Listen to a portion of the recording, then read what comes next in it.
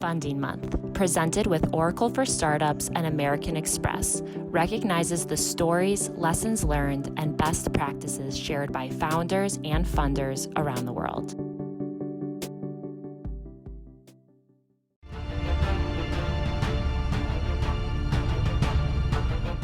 This to other businesses, but I discovered that doing business with the federal government is an awesome way to grow and scale. The federal government literally buys everything from dog food to aircraft parts, right? So there's not an industry that you can name to me where there are not opportunities in the federal marketplace. And so that made them very attractive to me. And then some other things, which I think we'll get into. But when I started as a single teenage mother of twins. And started my first business with my father and my brother. That's the construction site cleaning company. And was able to, through that company, I just decided, I'm going after everything they say I qualify for. So I'm doing all the certifications, MBE, DBE, SDB, NAACP, 8A, HIJK, LMNOP, whatever letters they were giving out. I was going for it. And so I did not understand exactly how to leverage them all, but I knew that I qualified for these things. The 8A program, which is a program through the SBA, who you guys had here already, the 8A program was the thing that opened my eyes to the possibilities of doing business with the federal government. And so through that program, I was able to win several sole-sourced opportunities. I'm talking no proposals, no bidding, no none of that.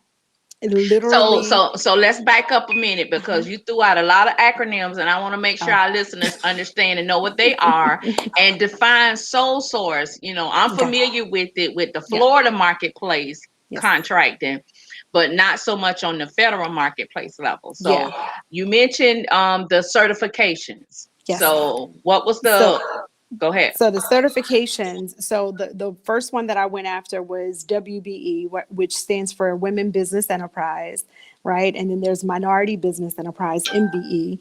Then there's DBE, which is usually through your Department of Transportation. That's your Disadvantaged Business Enterprise. And then there's others, Service Disabled, Veteran-Owned, SDVOSB. There's 8A, which is in a class all kind of by itself, and then there's Hub Zone. So the MBE, WBE, those are certifications you can get through your state, through your city. You can go through WeBank, the Women's Business Center, right? The Women's Business Development Center to get women business certified. You can go through MSDC, Minority Supplier Development Council, to get minority certified. But for federal, the SBA's programs, one, they're all free. So MSDC and WeBank and all of those, they cost. The city and state are free, but this 8A certification is the only one of its kind because it's a business development program in addition to it being a certification. And so that particular program that the SBA has is designed to help companies, particularly minority companies, succeed in the federal marketplace. It's the only one. And through that program, you can get contracts that are sole sourced, meaning I can work with a buyer in the federal marketplace, and under a certain threshold, they can take it out of competition for everybody else and say, we're going to solely award this to your company because you meet the requirements, and we don't have to put it out to everyone.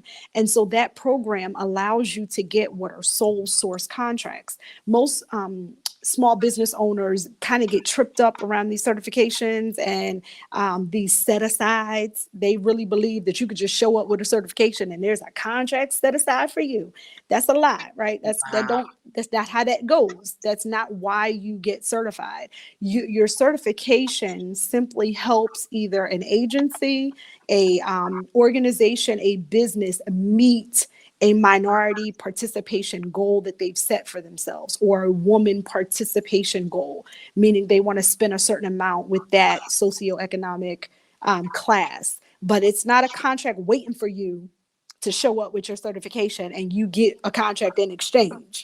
Wow. That's I'm not what that glad you is. defined that because some people think that's the case. Yeah, and that's not the case. And so when I get back to 8A, that's the one that helped me to understand the federal marketplace. So I don't even play city, local, municipal. I go where the money reside, where they printing it at.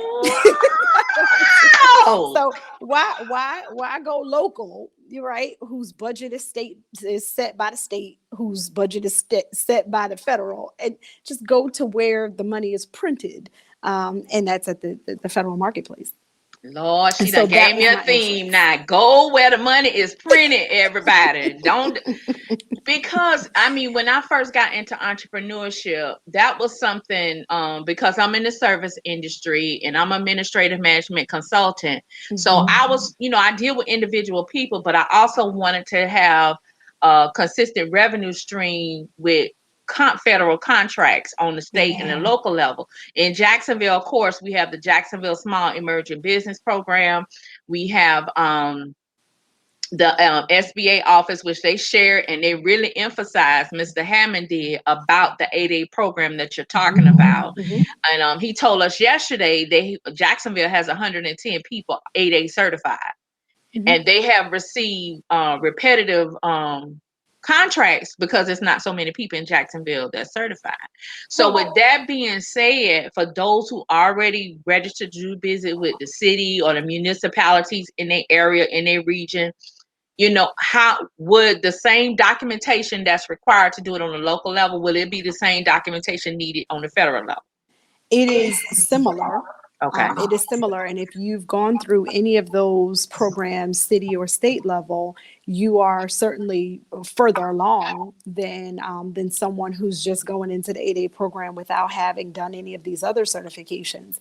I will say this, the 8A certification process is a little more stringent, right? They do want, a blood sample on your firstborn, but by the time you get through all the state regulations, it's actually not that bad. I think the one major difference is you do have to make a case for your socioeconomic disadvantage, because that's really what that 8A program is about, right? It's about you not having the same access as your counterparts. And so you would benefit from this business development program and from the support and help of the SBA in this way because of this deficiency. And that might be, I'm a woman in a male dominated industry. I'm a minority owned business that does not get as many opportunities as my white counterparts. That's, statistically that's proven, right? So you do have to make that case. And then you do have to submit things like a business plan to them so that they understand, because it's a business development program. It's not the get rich quick. It is not the, see my skin color, give me money. It's not that kind of thing. It's really designed to help your business grow and expand. That's So awesome. it's very similar. But that was my Okay. entry into federal contracting. And that's where I won contracts from in Texarkana, Miami, where else? Folsom, Wyoming. Like we had contracts all over from one little office in Bristol, Pennsylvania, right? Never Wow. did I ever travel to some of those. And I held 5-year sole source contracts at these facilities. And then there's strategy behind like how you do that without ever going to Texarkana and hold a 5-year contract and get paid month after month on money you can count on. Wow. Okay. Uh, I need to know that secret. And yeah. I'm So quite sure our listeners do need to do too. So okay, you said you was a teenage mom and you had yes. twins. I mean, there's a lot of women now that's transitioning into this space, especially we heard like the end of last year, women was the most 150,000 women got laid off from Mhm. jobs in 2020. So I'm quite sure a lot of them now is interested in exploring, pivoting into the world of entrepreneurship. How were you able to juggle all that after you pivoted from the contracting business with your brother and your dad? Yeah. So, I mean, during the early days, let's be clear, you know, we grew that business from absolutely no money, $0.00 to several $1,000,000 in sales in about 6 years. Wow. And I had no idea that that was even a thing. Like I was just working with my head down, not comparing myself to anybody else. I always say that my blissful ignorance was my biggest blessing because I had nobody to compare myself to, right? So I just thought everybody in business was making millions. That's what I did. You know, that's what I thought. So I didn't even know that was a big deal. But I also, in the early days, I worked until we could get to the point where we could pay. We paid our first employee with my father's unemployment check. You know, you Wow. got to be willing to do what you can where you are with what you have. That's kind of principle number one. Because entrepreneurship and small business ownership, it's not for the faint at heart. It's not for the person that needs a whole lot of security. If you need somebody, if you need a human resources department and you need a check on the 15th and the 30th, entrepreneurship might not be for you. As much as social media keeps telling you to start a business, you need to go get a job.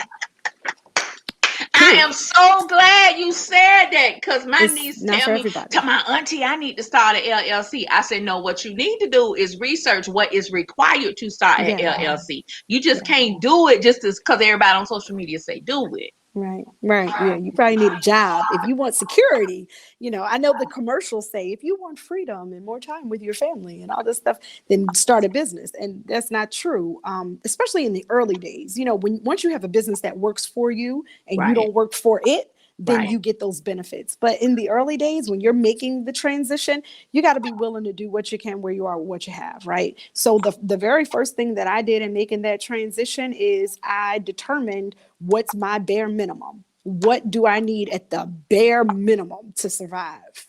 Right. So Right. what could I cut off? I cut off cable. Back then I cut off extra calling features. You know, you remember when Hmm. you had to pay for call waiting and home phones and stuff like, Yes. yeah, stuff like that. we Oh, cut wow. that off. We cut off cable. You know, we just cut down to food, shelter, what we need to survive, and this is what I can live on. And now my goal is to simply meet my basic needs.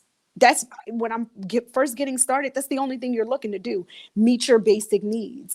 And then you start building from that place. I think people just have the wrong perception of what it looks like, and they want to come in and make 1 million in over the weekend or do a six-figure, you know, launch and from the door just make, you know, six figures. And that's not always the case. So part of my transition was I worked and built my business.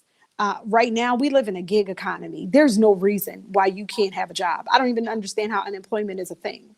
There's too many things that you can be doing. You can take all of your transferable skills and put them to work at an hourly rate for yourself. They call it virtual assistants. Yep. Everybody needs it. You know, there's too many gigs. There's Uber and all other ones and Lyft and all the people. So there are too many places where you can really add income to yourself while you build your business. And so Right. that's what I did before that was even available. I just worked and built. And I waited. I mean, for me, I'm a woman of prayer and faith. And so I waited until I really understood that this was what God wanted me to do. And I was able to make that transition from a financial services job where I worked as a sales assistant to a financial broker. And I exited that job and was able to survive as we built our business. That is It's, amazing. So when I saw your profile, you were based in Philadelphia. yes. But when we talked, Yeah. by my surprise, you relocated to Jacksonville, Florida. Mhm. And so from that, what made that transition happen for you? So there's a lot that has happened in between, right? So the cleaning contracting company, my father and my brother still run that business. I am no longer CEO of that business, right? They still run that. I exited that business about 8 years ago. I went Okay. on to run another company supplying Boeing aircraft parts to the federal government, which is a whole nother thing. And I teach courses on how to supply product and things to the government. Wait a minute. Wait. You supply what? Boeing aircraft? Okay. Yeah. Boeing aircraft parts. Yep, for the F-15 and the F-18 and Wow. KC-135, Chinook, and Apache. So all the warfighter planes, or the warfighter jets, or whatever. We supply Boeing spare parts directly to the DLA. And I have a course where I teach small businesses about a system called DIBS, one of my favorites, where I've won hundreds of Department of Defense purchase orders without ever writing a proposal, ever. No Okay, you see, you got me proposals. sitting back, right? Oh, No wow. proposals. Wow. And No see, that's proposals. what attracted me to your mission. I'm like, Yeah. okay, she's serious about what she's doing. So now your father and your brothers running the construction Hmm. business. You were working with Boeing aircraft parts, and Hmm. I guarantee you probably house no inventory.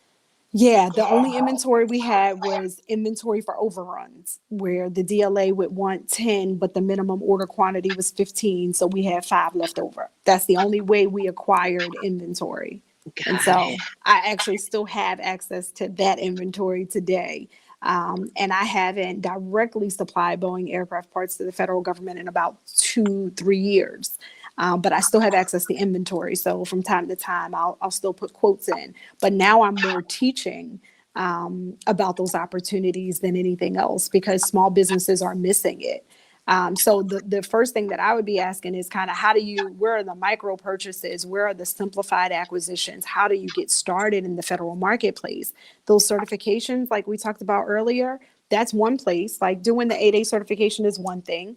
I do recommend that you have some kind of legs under you, like in the commercial space. Have a business, be profitable on the commercial side. Don't just rely on that 8A program to get you things that you need.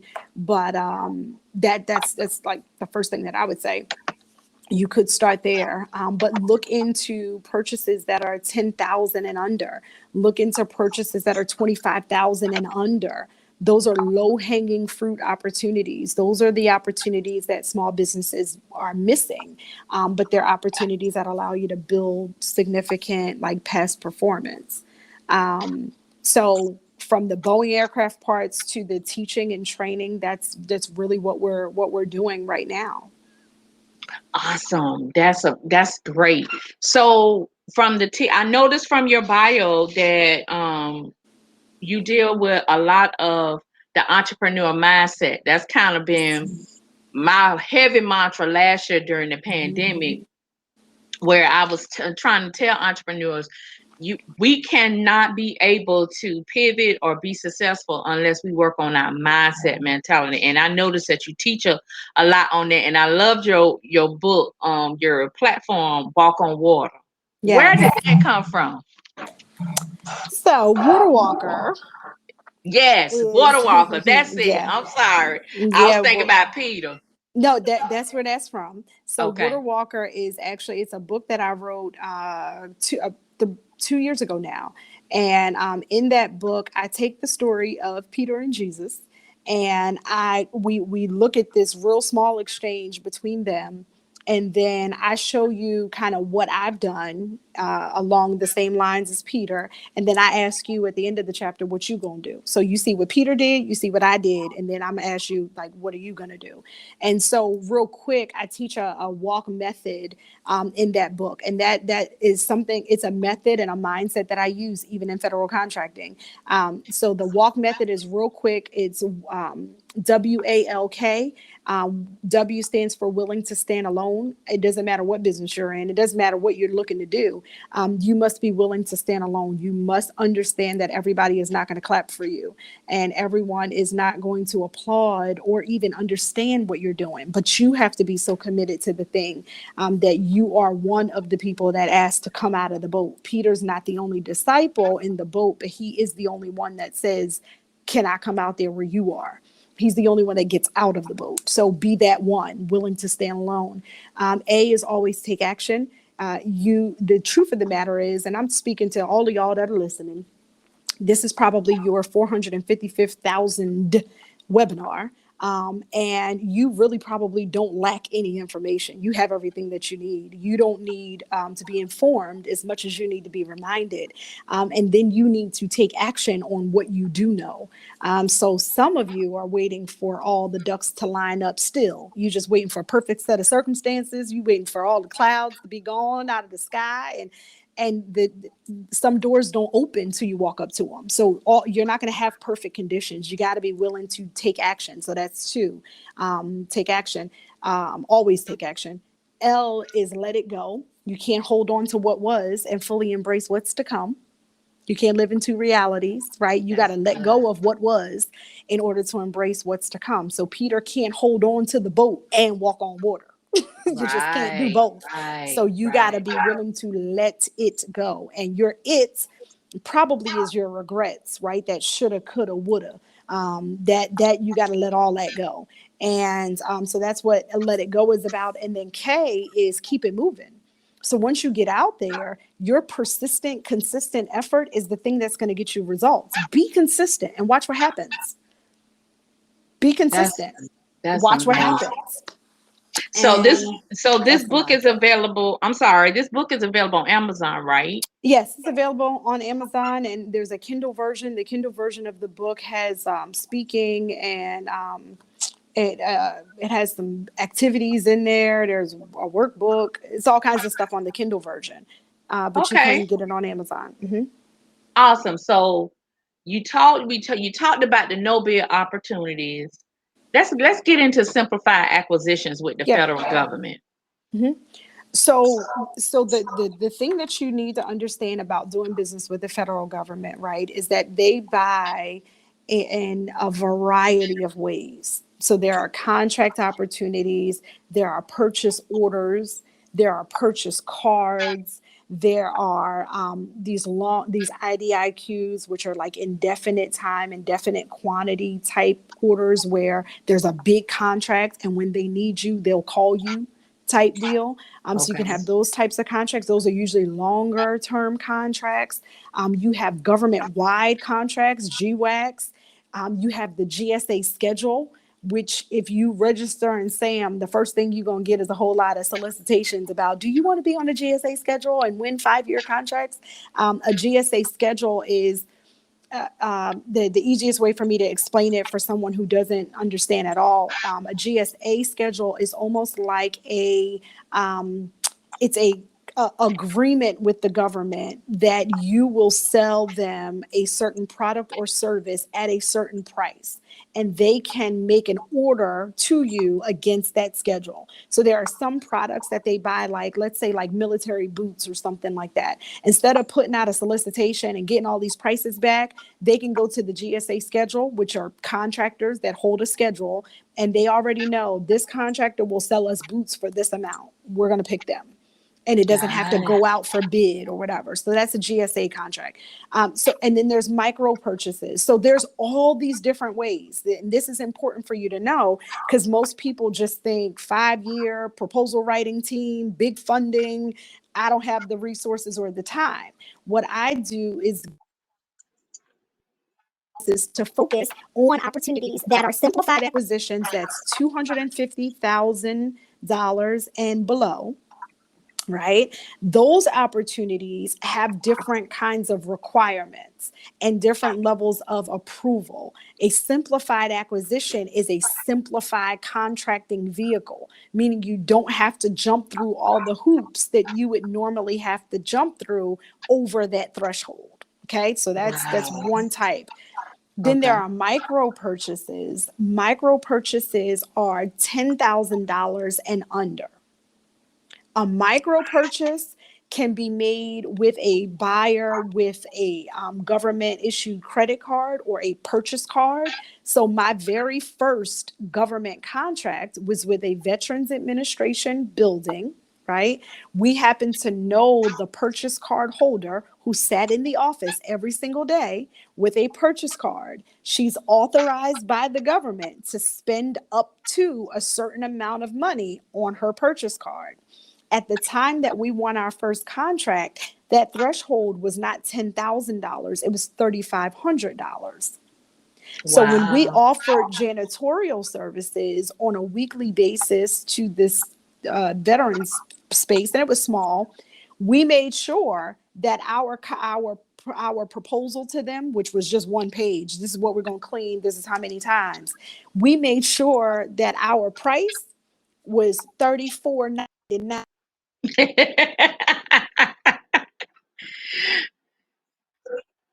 $499. You know why?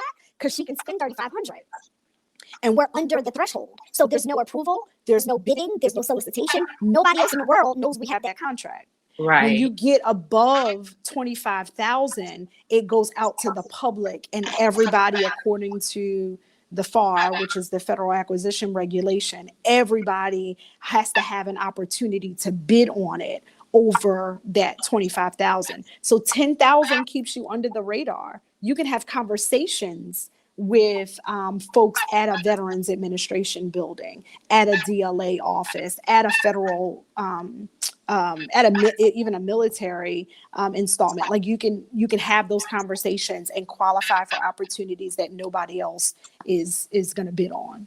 So you bring a good segue into our conversation on yesterday with the SBA about building relationships. Oh yeah. So why is that key in getting into the federal marketplace? Yeah, well, that's key to just being successful in business, period. Because I mean, if you're not building relationships, then what are you doing? That's Right. good. So that the relationships are key. Understanding how to leverage those relationships is where people like myself come in, because I help small businesses who have relationships and don't know what to do with them.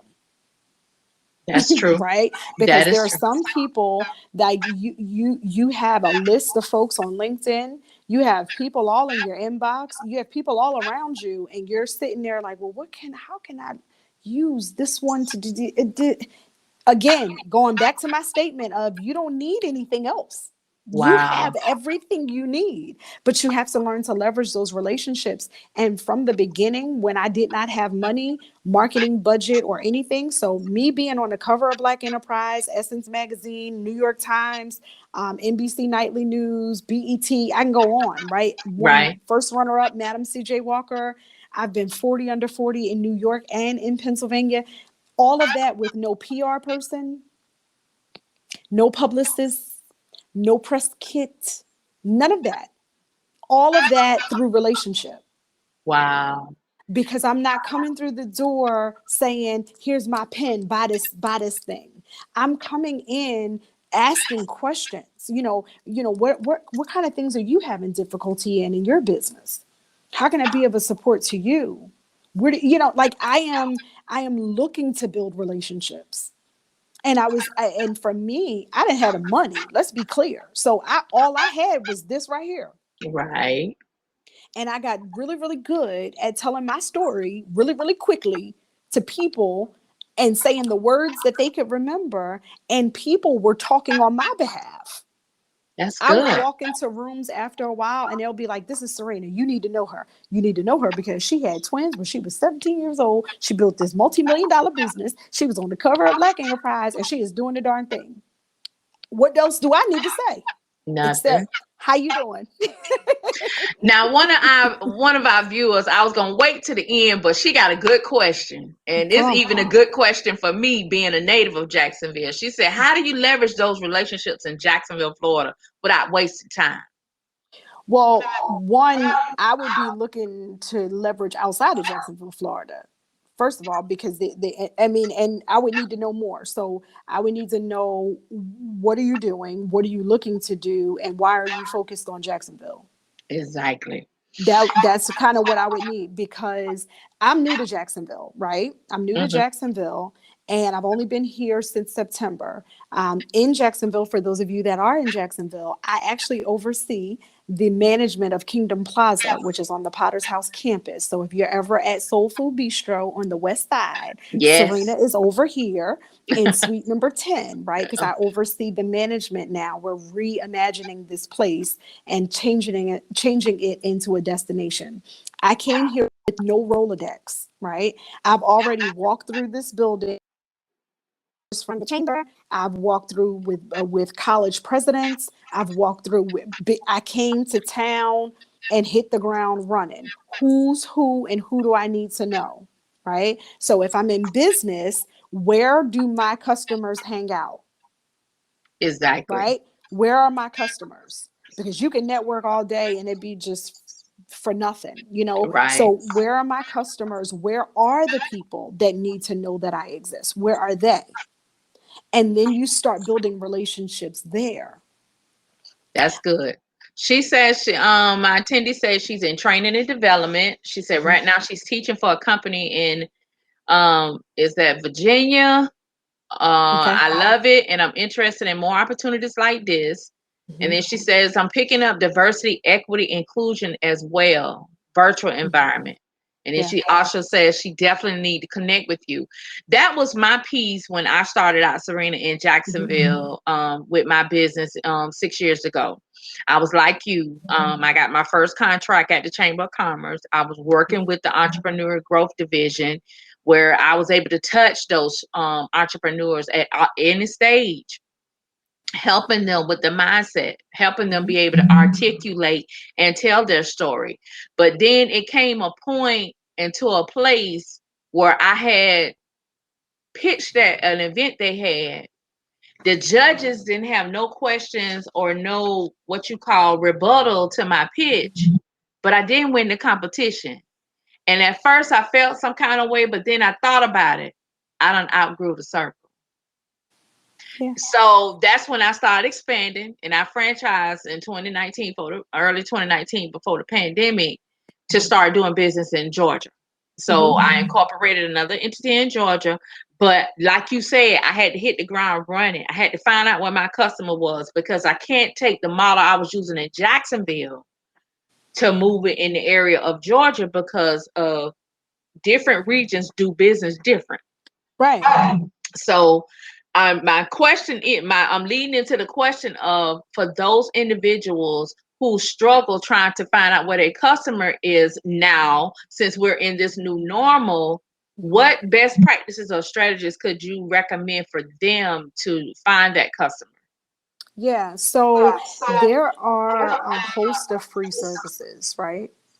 So Okay. there's a host of free services that are available to business owners, and I teach this in actually in my federal accelerator class, and I go through them all. Right. So Okay. there are places, of course, like the ones you know about, the SBDC. Right. Mm-hmm. There's PTAC, the Procurement Technical Assistance Center. They focus primarily on federal contracting. Mm-hmm. But then there's your SBA, of course, that's one place. Then there's SCORE, there's Right. Service Corps of Retired Executives, which that's what it used to be. It's now just SCORE. Mm-hmm. So there's all these free resources, right? Now, your job as a savvy business owner, right? Because I can't teach you how to be a CEO. You come on with me, right? You, as a savvy business owner, Yes. you need to know how to use those relationships. So we don't show up at SBDC's door and say, "How do you help me?" I come Mm. there knowing how you help me. And I Right. tell you what I need you to do according to how I know you can help me. Mm. That's a different Mm. approach. We're not coming in like, well, I started this business. Because what they're going to do is read you the script. Okay, well, first thing you do is you're going to go to da da da da da, and they all say the same thing to everybody in every industry, right? So things like SCORE. If I identify a mentor as SCORE, I can identify a mentor by industry. Right. My SCORE mentor coach is going to do something totally different than my SBDC counselor. Right. Right? My SBDC counselor is going to help me get that foundation together. So make Right. sure my LLC is right, make sure my books are correct, make sure my accounting is on point. And then they're going to know me, they're going to like me, they're going to love me, and they're going to get things coming across their desk. And they're like, you need to know Sirena. Matter of fact, Sirena, let me connect you with. So that's how those relationships start. In the Right. places where contracts are flowing, where conversations are happening, your name needs to be coming up in the conversation. The other Right. things that I do, and that I did then, right? This is how I was getting nominated for all this stuff. People were nominating me. I was Mm. like, I didn't know I was nominated for this award till I got a letter. And things were, so what would happen is we would go to a networking event, and we haven't had many since COVID, but I would go to a networking event, be it online or wherever. Let there be 150 people there. First of all, Serena's not wearing black, Serena's wearing yellow. Okay, because you're gonna be like, that girl over there with the yellow. I talked to her. That's who you want to meet, right? Because we're in a sea of black at a networking event. This is a secret. That's $1 million secret. Don't go to no networking event wearing that black and brown, please. Staying out, please, Is please. okay. So, Thank you. so that Thank the you. people, so that the people can say, that lady over there with the yellow blazer, still look, don't come in there looking like, Punky Brewster or nothing like Right. that, but certainly stand out and take the opportunity. When there are places where they say, are there any questions? Be the one, even if you got to Google an intelligent question. I used to do stuff like that. When I didn't know what to ask, I would be at these big events in these big ballrooms with a microphone in the middle of the floor. And I'm like, I don't even know what we talking about. They said something about green construction and let me Google a question that sounds intelligent. And I would say, hi, I'm Sirena Moore Thomas. I'm with AHEM Cleaning Contractors Incorporated. We have grown our business to well over a couple $1 million in sales. I'm 27 years old, and I'm looking to learn more about this space. My question to you is, guess what I just did? I qualified myself in 15 seconds To the for whole room. 300 people. To the whole room. Guess Yep. what I'm doing the rest of the day? Chilling. They coming to me. Yep. They're coming to me. Exactly. And so these are things this is why I say my blissful ignorance was my biggest blessing, because these were things I just did because I didn't have another way. Most of the time I didn't have a business card. I couldn't afford whatever everybody else was doing. So I had to learn to do what you can, where you are, with what you have. Have the conversations with the right people and get them excited about what you're doing so that they can share on your behalf, and you build from there. When you tell somebody you're going to email them. Keep your word. Let your That yes be yes and your no be no. I'm going to that stop preaching follow now. up.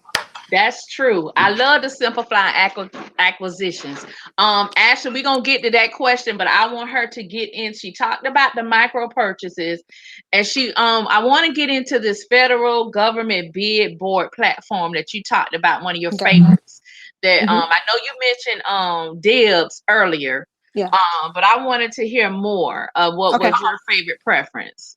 So there's two, and I'll tell you exactly what you do. It's free to do, right? So the very first step to doing business with the federal government is simply registering your business in sam.gov. That's like step number one. Okay. sam.gov. You got to have that done. SBA handles that, and you go there, get yourself registered. You'll go through getting a DUNS number and all that stuff, right? Once you're registered there, the next place that I recommend that you go to see more about micro purchases and simplified acquisitions is it's called Unison Global. And I'm going to tell you to put this in. It's fedbid.com. Now, don't worry, because I know typically a .com is nothing to do with government, right? Because you kind of leery on those. But fedbid.com will redirect you to Unison Global Marketplace. That particular site is a place where government agencies and sometimes even state agencies will put out bids for everything from dog food to yoga pants to right now I just answered one for a court reporter where it's a price proposal only typically. They do have everything from training to groundskeeping, security. There's some other things that are on there. And every once in a while on that particular platform, you will have to have some kind of executive summary every once in a while. But most of the time, it is based on price. Not even most of the time. All of the time, it's based on price. But just sometimes you have to attach other things. So that's fedbid.com.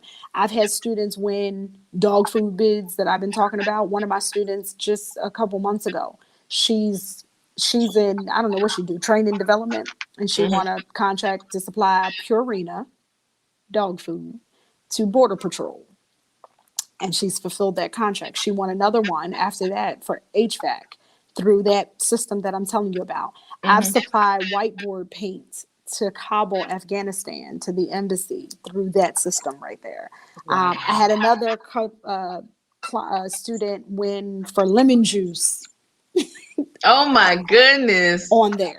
So fedbid.com is a good place for you to see the array of opportunities. Okay. To kind of Wow. see the stuff that they're buying. That's Okay. one. The bid board system that I talked about that's my favorite is DIBS. DIBS stands for DIBBS. DIBS stands for DLA Internet Bid Board System. Okay. Mm, Now, the DLA is like, the easiest way to understand it is like DLA is like the government's Home Depot. right. Okay. So they supply to all the different military commands, to allied nations, they supply to everywhere. And they Mm, supply medical supplies, mm, textiles, t-shirts, construction materials, aircraft parts, all kinds of things, weapons. wow. They supply all types of things. Okay. That DLA bid board system is the one where there are no proposals at all on the RFQ side. So I work on RFQs on DIBS. RFQs are 250,000 and under. And Okay. if you're following me, RFQs are going to be your simplified acquisitions. Got it. All they want is a price. So Mm, here's how a transaction looks. If I'm in an IT business, for example, and I do IT services, right? mm, I'm doing mm-hmm. services. In my service, I have to use things like Dell computers or Dell products. Right. Well, in DIBS, the DLA has a need for, let's say, a Dell product.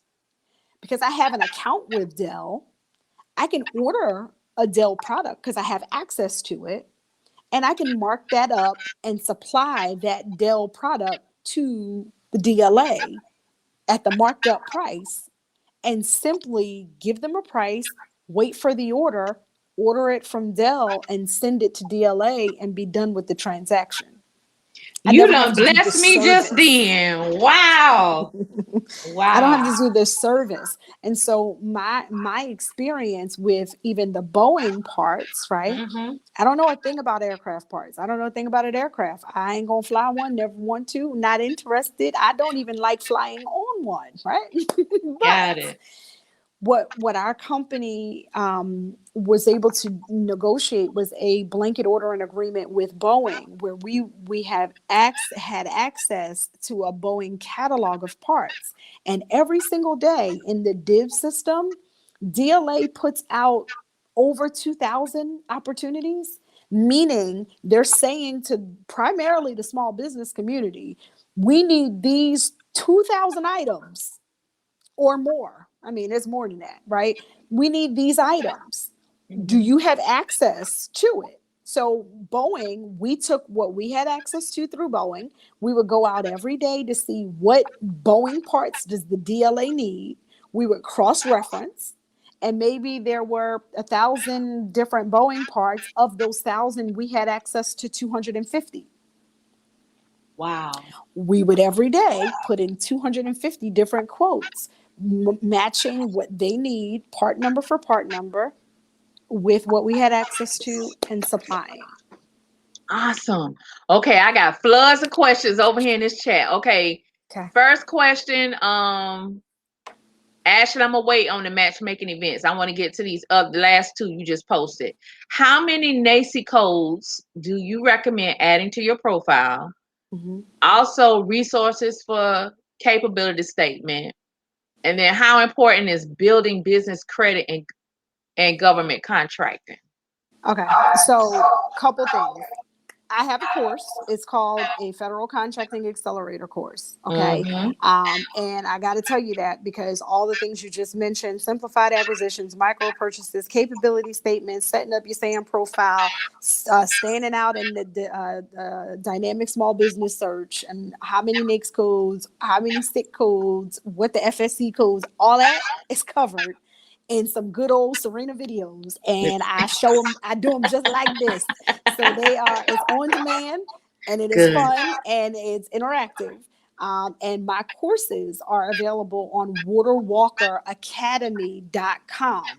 Okay. Okay. That's where my courses are. Now, for anybody that's on here, you can use the coupon code student30, and you get 30% off of whatever course you want. Okay.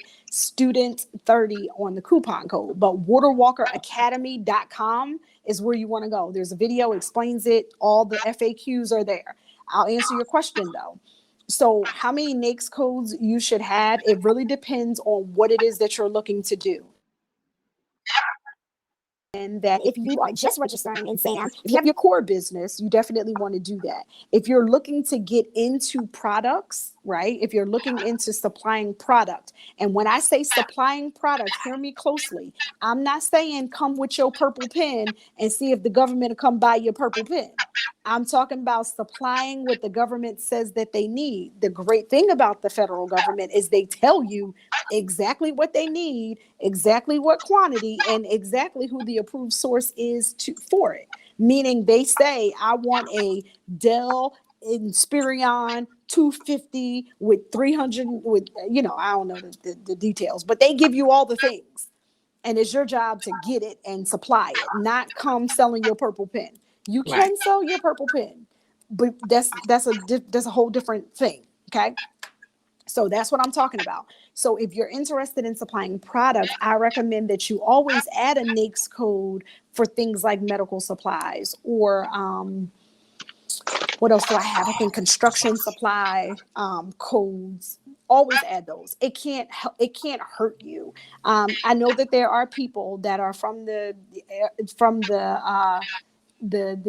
era of it's going to confuse the buyers. You're going to look all over the place and things like that. No, you have an opportunity to tell what you do when you beef up your dynamic small business search profile, which accompanies your SAM profile. So you have an opportunity to explicitly state what it is that you do really, really well.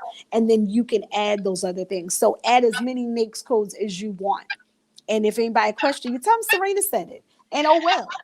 You know Okay. what? I'm so glad you went into that statement about being all over the place because I was told that years ago, especially from SBDC and SCORE, about, you need to focus on one thing. You need to master one thing. But my background is very diverse. So when you have individuals who are multifaceted in multiple industries. And I know this is offered in your course. If not, I know you do leadership and executive coaching. What some advice today that you can give an individual when they're building relationships when people view them in that manner? Yeah, I mean, the focus has its place, right? Mm-hmm. So you do need to prove yourself somewhere. Got it. Okay. You do need to prove yourself somewhere. You can't stay all over the place, right? Right. There are many things that I do, which is why I call myself a transactional engineer. That's Because cool. I do transactions, Yes. right? Sometimes they're janitorial, sometimes they're leadership training and development, sometimes they're parts, sometimes it just is what it is. I'm a business owner. We have a Right. management consulting firm, and you'll see this even when you see those big contracts getting awarded. And this is something you can do. Get your NAICS codes. You can put it in like beta.sam.gov, right? And look at awards. Look at awards that are in your NAICS codes and look at the companies that are getting those awards, right? So Right. take your primary, because everybody has a primary NAICS code. Right. Look at the companies that are getting the awards within your primary NAICS codes and run them jokers through SAM. .gov, right? Mm-hmm. Pull their profile, go to their website, see what they look like. A lot of them are they look like holding companies. I'm like, Right. how you do IT, janitorial, security, you right? And you and medical supplies, and you got them in Yes. training. Yes. You're gonna see that. So for my new company, for example, the Highmark Group, we're a management consulting company. A Right. lot of things fall under that. We're a Right. management company. So we Mm-hmm. manage multiple things. Right. And when you look at our capabilities, it's just that we manage lots of things. So the people that are saying, not to be all over the place, sometimes that has its place, right? But if you have past performance in one area, certainly you want to build on that. Mm-hmm. But if you're looking to supply multiple things, you can be a distributor, Hmm. so and so distribution company. You ain't got to tell them what you distributed, you know. And then the other thing about like my training, and I keep referring to it because I worked hard on it, because I decided that I wanted to do what I wish somebody would have done for me. That's my Right. training is straight on. I give you everything. Like, I give you costs, I give you like how to come up with your costs, how to answer sources sought proposals. I give you every template I've ever used. I don't teach what I heard, what I read, what I think somebody did. I only teach you what I've done and gotten results doing. And the difference between me and, SBDC, PTAG, SBA, they have their place.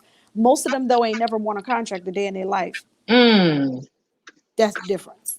That's Most of good. them have never actually won a contract. You Okay. understand? So I speak from a business owner's perspective who has won contracts and has been on this side of the transaction.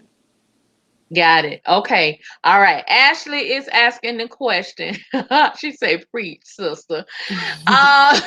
She said she been in business since 2000. She has a registered LLC. Um, she said, "I heard it said that you need to establish an agency, then become a glorified staffing agency." And then she mentioned a question about what about HR stuff too on hiring. See, Ashley, I'm gonna tell you, I'm finna echo Sirena right here. You need to sign up for her class. Let's talk about your class. Where they can find you, how can they sign up, how much is the Yeah. commitment, what they, do they have a team? Let's get into the logistics of your courses and your training. Yeah. So, and I can address some of that. But Okay. so my training again is at waterwalkeracademy.com. Okay. Okay.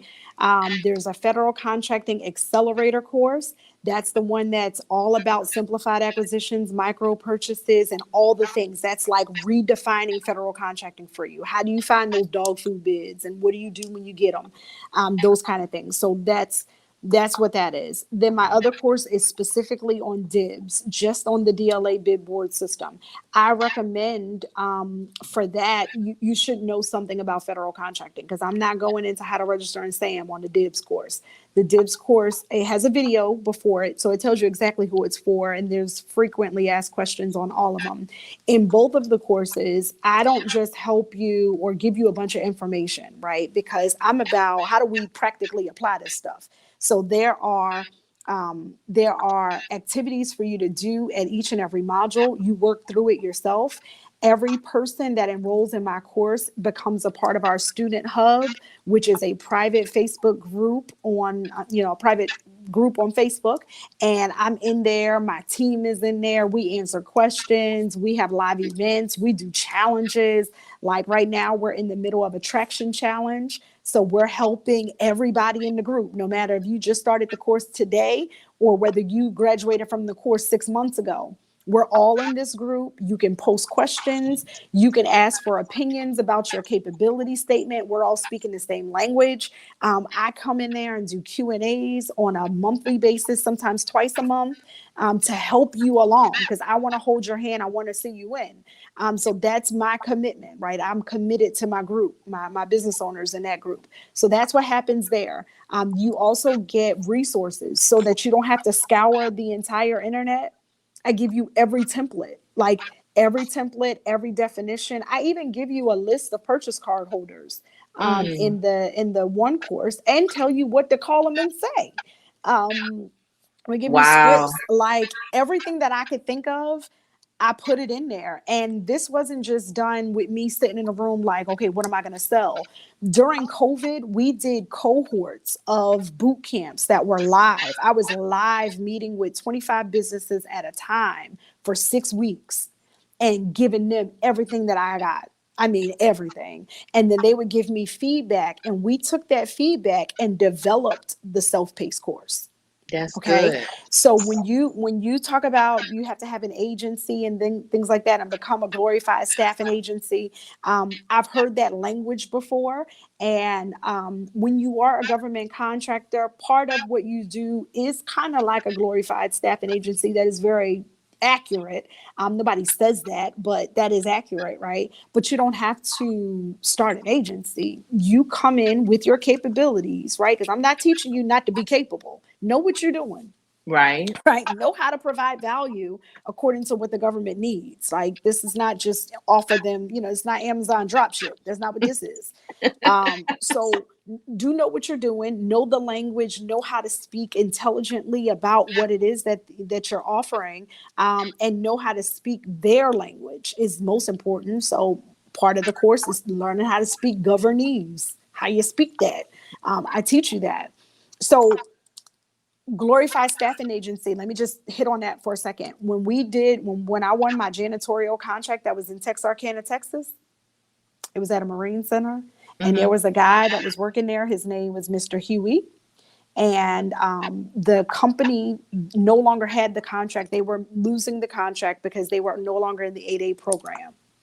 I came in as an 8A contractor and was able to kind of pick this contract up. One of the first things that I did was I called the site and I talked to the person in charge at the location, at the Marine Center, not the contractor, but I think it was a colonel or somebody. I said, hey, we're looking into the janitorial contract here. I just got a quick question for you. How do you feel about the janitorial staff that's there? And he was like, oh, no, we love Mr. Huey. We pick him up for work and he's the best. The company doesn't give him the supplies he needs, though, but we love him. We love having him here. We're sad if he has to go. And guess what I said? If you like it, I love it. Mr. Huey can work for me. I'm going to send you a new shirt from Mr. Huey to put on and some direct deposit paperwork. And we're going to let you keep Mr. Huey. Let Mr. Huey do what he's been doing for the last 5 years for our company. Because in Wow. the government space, when that contractor loses the contract, typically those people also lose that job unless Mm. they have another place to put them. They Right. were losing the contract. They loved the guy already. So I used the strategy of incumbent staff over and over again, using staff that existed already. Mm-hmm. And that works. So when you say like a staffing agency, it's kind of similar, because he's under my direction and I would send somebody out there to check on the job from time to time, but he's been there 5 years. He knows it better than me anyway. Why Right. not him work for me? Exactly. But that's more being a strategic business owner. I'm not going to Texarkana if I don't have to. That's good. I like that. She mentioned something about managing the contract and closing out the contract. But actually, I think that's also available in Sirena course. And this is one of the missions and mantras that I've been speaking to for entrepreneurs. And I'm quite sure you're reiterated. We got to make time to learn how to work on our business. We are Mhm. experts and kings and queens in working what we In do, it. Mhm. but we won't even make the investment in the time to learn how to work on the business, and even with pivoting in this new normal. Yeah. So Ashley, I highly encourage you to sign up on Walker Water, use the student code that Serena has provided, so you can really get in depth. And I think to reiterate, Serena, correct me if I'm wrong, the Facebook group is included after you complete her training. Yes. Yeah. Okay. Well, it's included the day you enroll, you're in the Facebook group. Okay. So the Facebook group is a part of it. Q&A and continuous support as you are in the program is Okay. is a part of it. And you have access to the course for its lifetime access. And so as I learn new things, as I get exposed to new things, I update the course. I put that in there. And the other thing that I would say is this: the course is also, especially the accelerator course, it is really, really designed for your support staff. And here's why. You business owners, y'all know who you are. You start things and you don't finish them. Okay. Right. Because you get pulled, because vision is taking you there, here, and everywhere else, and you're trying to keep things together. And so what we decided is it makes a lot of sense for us to train your staff so that when you say, hey, I want to do business with FEMA, your staff knows how to find the FEMA forecast, how to contact the OSDBU, what to say, who the purchase card holders are, where the opportunities are, and not just where to find them, but how to respond to them and how to interpret them. That's We good. get your people together so that they can perform and help you reach your federal contracting goals. And so you may need to consider sending a virtual assistant through the program, a secretary through the program, a business development person. You may consider hiring somebody to go through the program so that they can work for you. My course is $17.97. That's not $17.97. It's $1,797.97, I believe. What is $17.97 if you win a $17,000 contract? Right. You know what I mean? What, Hmm. or a $10,000 simplified, micro purchase. What is Right. that? So we deal with value here. It won't ever be $97 because you know what? For $97, people want your blood and Right. your sweat, your tears, and they don't want to do no work. At $17.97, you either going to invest or you're not. Right. And you can't be walking around talking about you want to build $1 million business and you got $47.97 to invest. I'm sorry. Oh, that's the truth. I agree, Ashley. She said it's well worth the investment. I am so honored. I'm privileged. I know Oracle for Startup, Startup Grind, American Express. We have been enlightened to hear from Sirena. I am so happy my little fingers Google on LinkedIn and came across you. I look forward to us working together more. This will not be your last time because just like you said, surveying your customers, government contracting was one of the demands that was requested in our global community of 3.5 million, is how to effectively do business with the government. And you said two key things. You have to have a team to help you navigate and manage this process, because you're right, business owners, we do get pulled in all kind of directions. And then building relationships and leveraging the relationships you already have.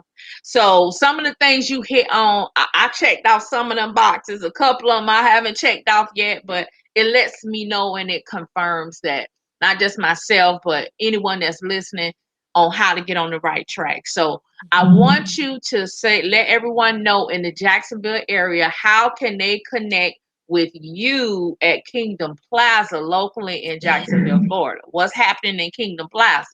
So at Kingdom Plaza, I've been working on this reimagined project virtually for over a year now. So for over a year, we've been working with the folks here on the ground, and then we decided in the middle of the pandemic, prayerfully, we moved because the Lord said so. For whoever can appreciate that, and I walk on water. That's what we do. So we moved because it was time. And so my husband and I own a barbershop here, barbershop and salon right here in Kingdom Plaza. We have executive suites that are here that are available for rent for people that are looking for small offices. We are in a hub zone. And so if you wanted an office space that's in a hub zone where you can also be hub zone certified, then this space is available for you to rent for those purposes.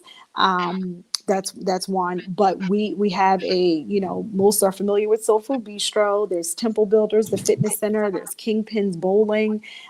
There's Wealth Watchers here. There's a new insurance agency here. We're no longer a mall. We are very much a place to go. place to eat, work, and play. And so we have a training center in here, and I'm in the conference room of the training center right now.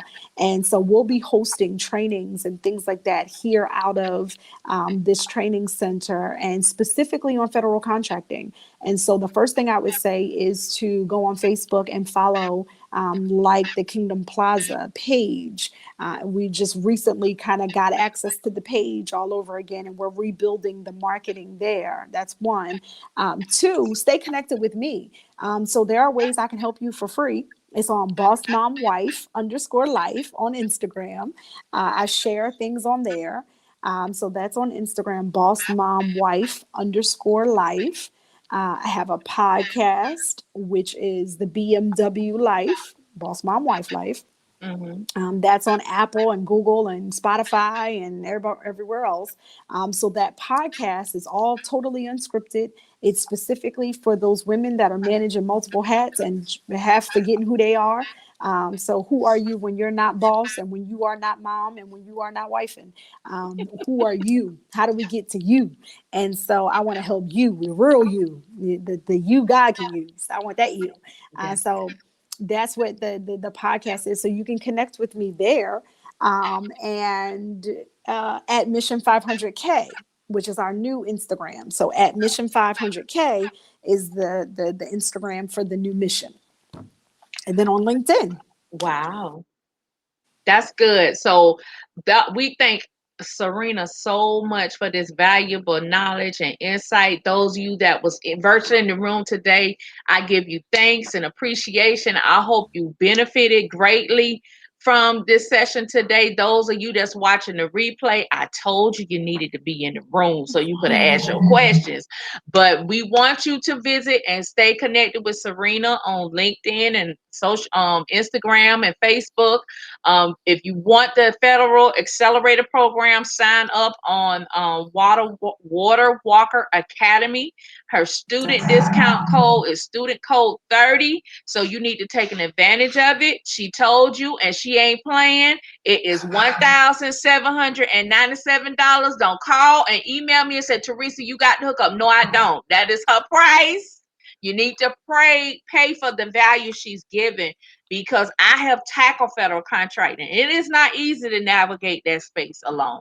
So you do need someone who already has the master blueprint and the strategy to help you get there. So Sirena Thomas, I am so appreciative. The Startup Grind Jacksonville family appreciates you. Our community appreciates you. And I know Kingdom Plaza is going to love you. I already know what you're going to do. So I will do a pop-up visit because I want to check out what you've been doing. I haven't been over there in a while.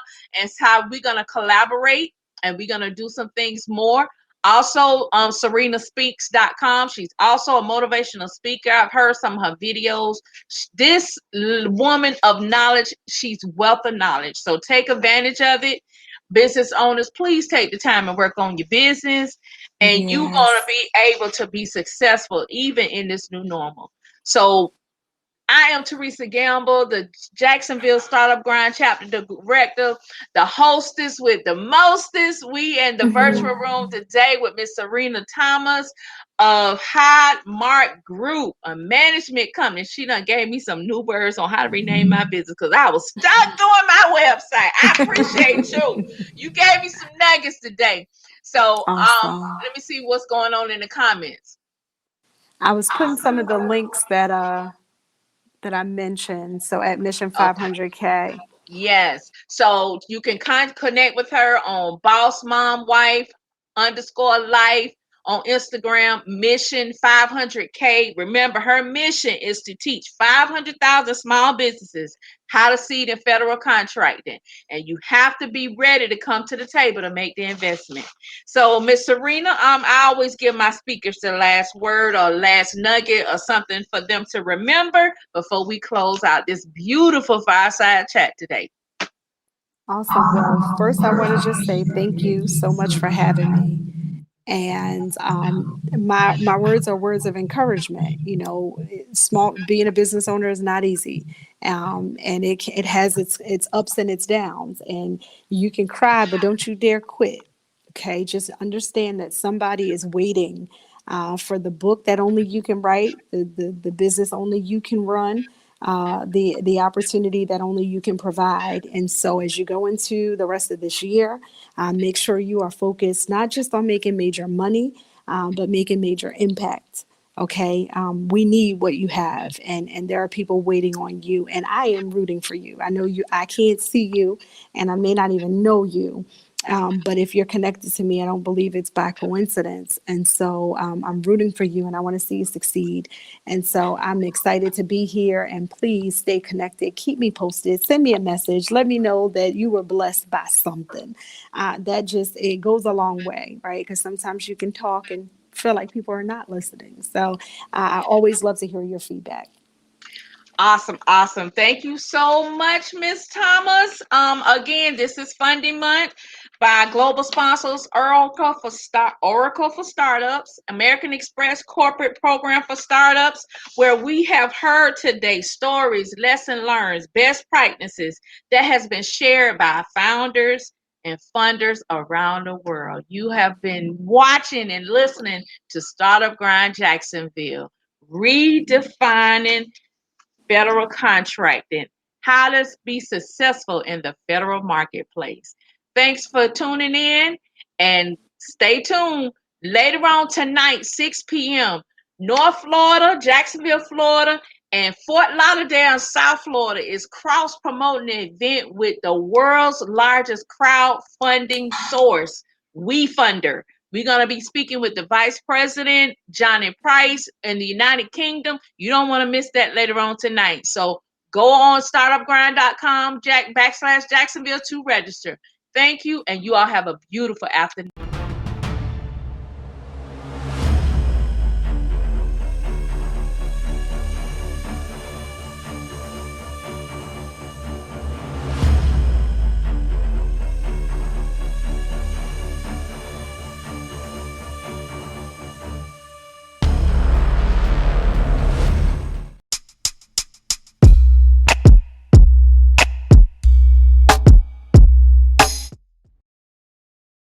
Funding Month, presented with Oracle for Startups and American Express, recognizes the stories, lessons learned, and best practices shared by founders and funders around the world.